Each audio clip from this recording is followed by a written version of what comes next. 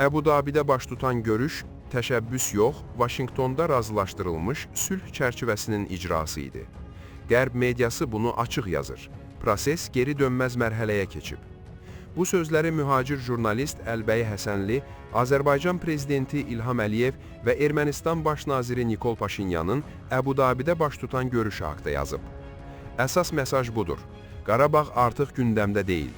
Danışıqların mərkəzində təhlükəsizlik yox, ticarət, tranzit və normallaşma dayanır. Qərb üçün bu münaqişənin bitməsi deməkdir.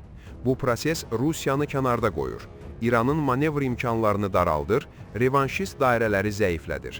Ermənistan uyğunlaşan tərəfdir, Azərbaycan isə prosesi aparan aktyordur.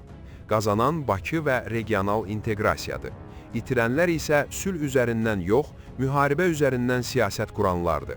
Bu görüş romantik sülh jesti deyil, bu Cənubi Qafqazda güc balansının dəyişdiyini rəsmiləşdirən siyasi aktdır.